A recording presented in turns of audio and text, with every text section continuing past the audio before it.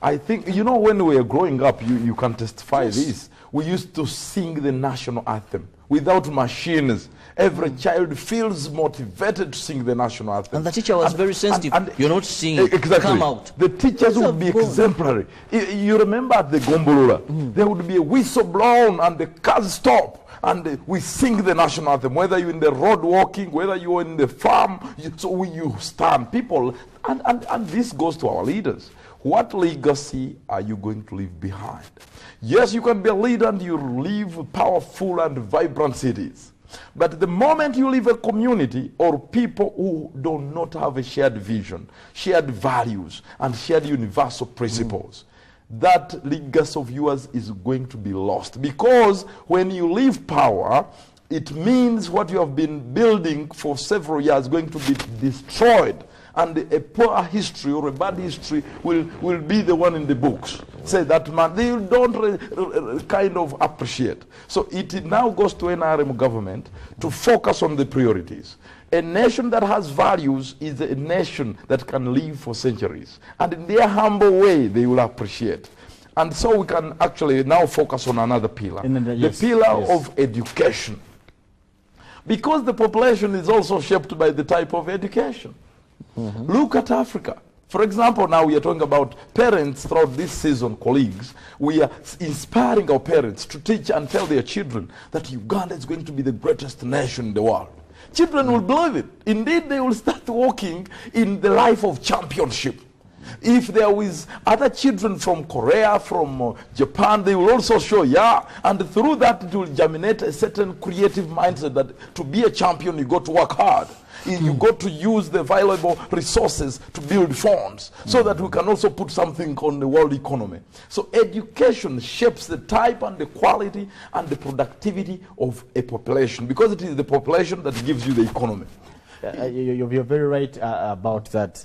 And actually, the only challenge maybe that we are facing, and you'll also contribute, that we have chosen to hide ours from the world and cherish the world to our own children. That's the problem, brother. And you're very right. We got recently, actually, there is a book called Nurturing a Competent African Child. It has taken me 7 years writing that book. And the University of North Carolina State University has read through this book, and some of those professors appreciate the Pan-African educational model I have developed. And until Africa develops its Pan-African educational model, because we are developing young people to work here, not to first work here and utilize the natural resources God gave us, and the opportunities that God has to nurture them into national building blocks. Now we are going into studying things that are going or meant to help us live in America, to live in Japan, not in Uganda. And so it simply means, even look at our cultural dimensions. So we got to build an education that is looking at agriculture, because God gave us fertile soils. When you go to Japan, you go to Middle East, they don't have fertile soils.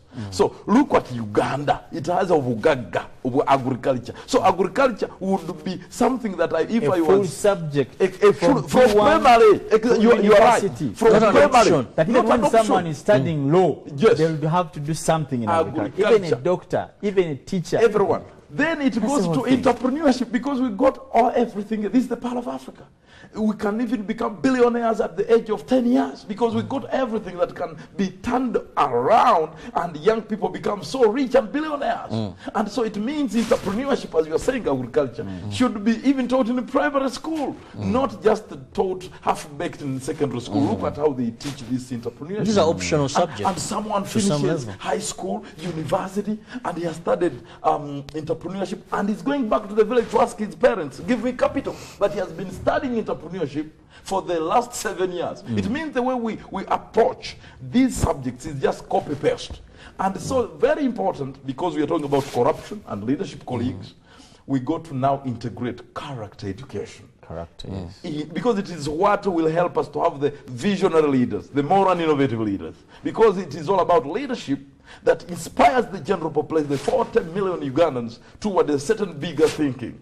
So character education should be at the heart of every classroom. And so we cannot teach mulching in the classroom. We got to now take our children to the farm. You know, teaching has to now embed sitting arrangement, like the way we are seated here, a collaborative and interactive education kind of way, so that the teacher, not just putting children in the classroom as if they are maids, looking in the behind head of each other. It has to, because the 21st century workplace requires that we work in teams, teamwork, collaboration, you know, negotiation, dialogue. And so even these days in security, when someone is going to arrest you, he doesn't come alone. How are we preparing transformation of education to fit in the demands of the 21st century employer? Because that's what is happening today. So education, for us to achieve the national vision, for us to achieve the universal principles of respecting one another, human rights and all that, for us to actually achieve and our people demonstrate the shared values like teamwork, dream big, living for greater good, all the education system has to now nurture from right away from primary to integrate the national vision, so that children are in class and they are seeing, okay, in the next 20 years we are the greatest nation in the world. This is what we have to do. Then the children, before they reach S5, they already know that this is our country. We can use the gold, we can use the minerals we have, we can collaborate and work together beyond tribes, beyond religious boundaries, beyond this. So it's got to have new thinking of political leader. And I don't see it in political parties because they don't have capacity. Even religious leaders. That's true. That's true. Now speaking about character and education, both of these things we must understand that are entirely bent on the concept of attitude. All right? The teachers teaching our children. The lecturer is lecturing our children. The families. Because family is a big component of education. Exactly, sir. The attitude is not bent towards flourishing. And I'll give you an example. We had a previous fire. One of the schools, and we have had this even previously. One would ask, what was the cause of such fires? As we speak about education, the attitude of the ministries, the institutions, the schools, towards, do even the people who go to universities understand these things? They actually, do they come out ready for the market? In fact, the teacher, as you said, you can't give what. We need a new teacher.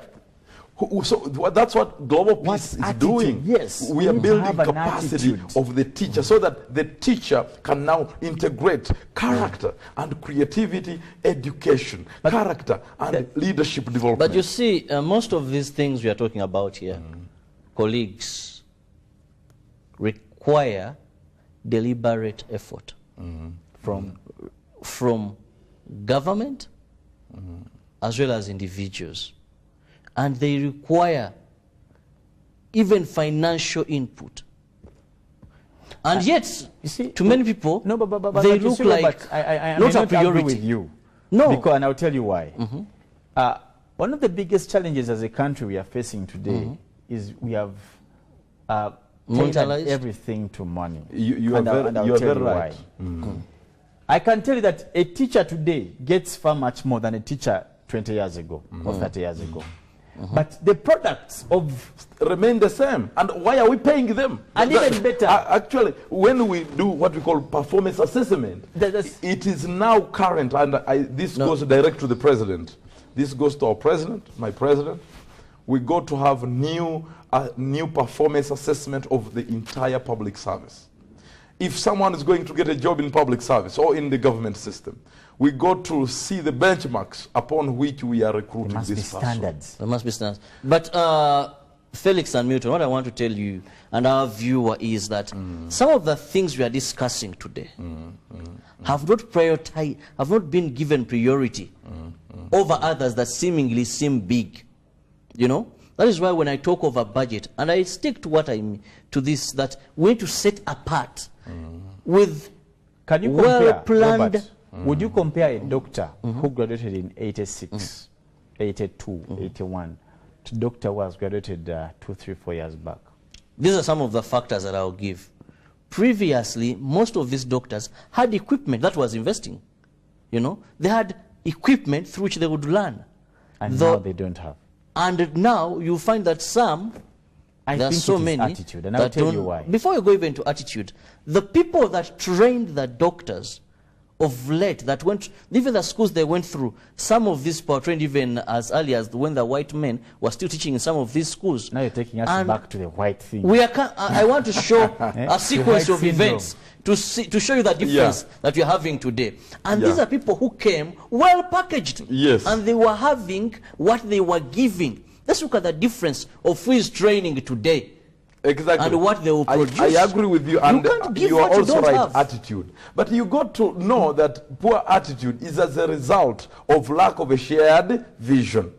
Understanding the universal principles and shared values. The moment you don't have those three, and actually I really resell this to the government.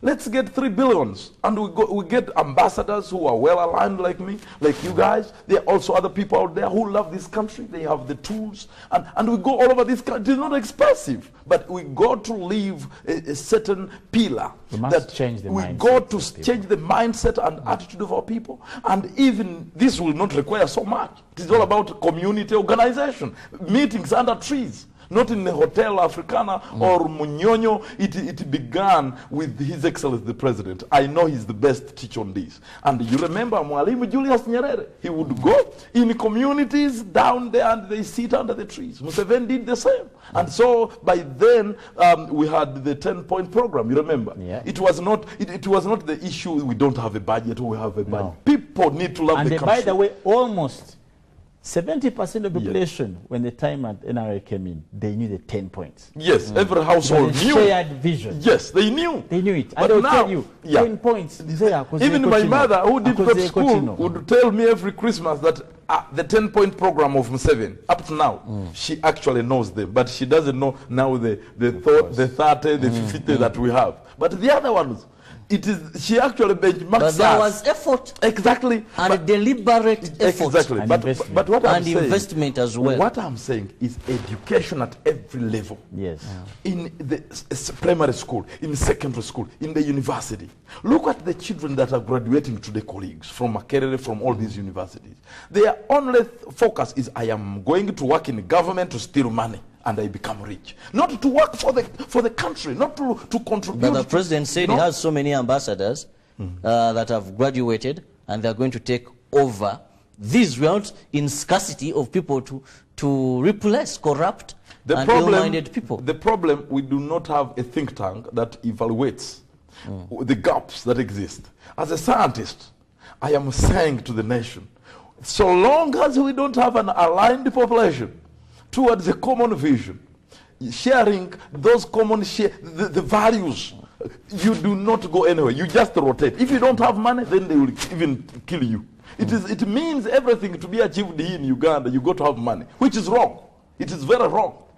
People got to invest at every level. Me, I must invest in my country, not saying, kasentre kange. That's why the culture of volunteerism is completely deleted in this part of the country.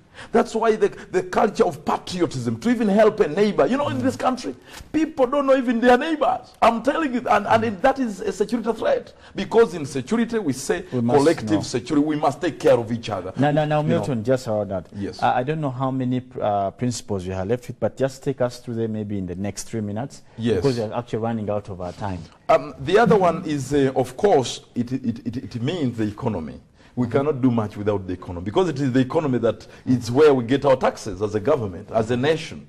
And until your people are entrepreneurial, in the 21st century, it is not all about inzebanange, dimugisutuina, gundi cultures affair, tusalabasajja embalu. It doesn't. It actually, that is not enough. Culture must be driven by other things now. The nation must be driven by other things. So we got to focus on using business as a catalyst for peace and prosperity. Okay. So the businesses that we have in the Middle East, for example, majority of the people are in businesses that enhance conflict. You have seen it in Somalia. The business that are in Somalia, people are in businesses of oil, but they are supplying oil to the terrorists. Now, in the country where majority of the products are fake, That means it will cost the health of the people, the environment of the country. It means that the businesses could become a danger to the country's development. So we got to now focus on making sure we have what we call green economy. A green economy is not such looking at making people only billionaires, but having businesses built by young people at the family level, because you remember we used to make mwenge bigere. If we had nurtured that, we would be the most producing. We used to do certain technologies locally. We got to invest in those innovations, make our own clothes. How does a nation be dressed? How? When we have fertile soils, look at all these clothes. How do we? We So have cotton. we have cotton. We have everything. And yet But You would even see- look smart my in God. back clothes suit. Oh, look at the backcloth technology. You remember the backcloth technology? The Germans, what they have done today is they have already gotten the corporate license that they are the ones who own that technology. But it began here.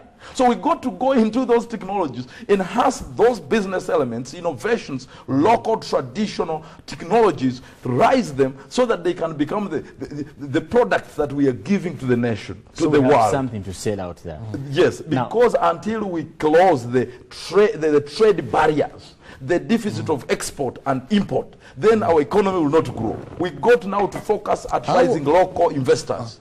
Anybody who has an idea that can put up a factory or be able an initiative that can employ more And there's than a presidential 500 fund people, for that, by you the know, way. There's a presidential fund. Presidential initiative. Yeah. that's good. And the There's wealth president has talked creation, good there's- about this. And I think, by the way, we have seen the fruits of the support of the State House and the President in particular.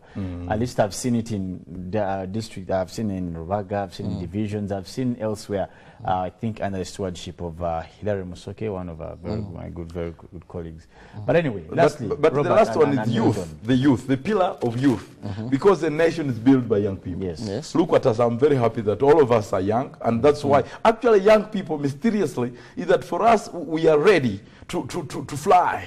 We are ready to live and walk in our dreams. But the moment we now mix ourselves in the other people, they want to use us for their political divergent doctrines. But look at the young people like me. I'm non-partisan, and I know you also, because on a national television, our minds are fresh. We are ready to fly.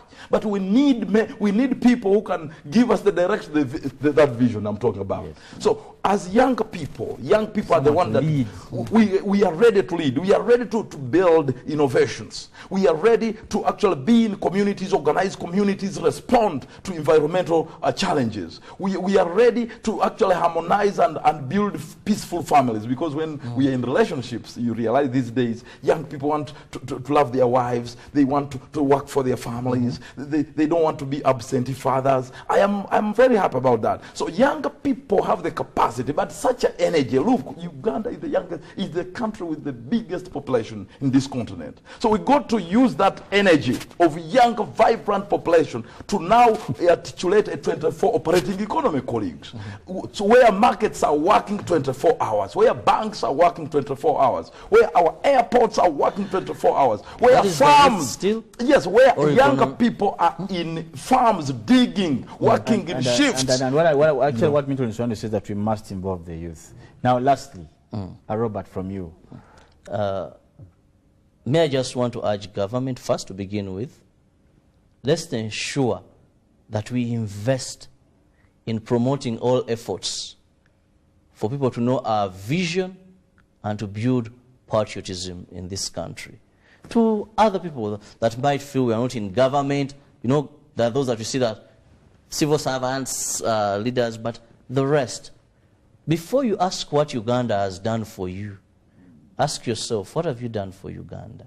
And how can you make Uganda a better place for yourself, but also for others and those that will come after you? Please wish our people a Merry Christmas.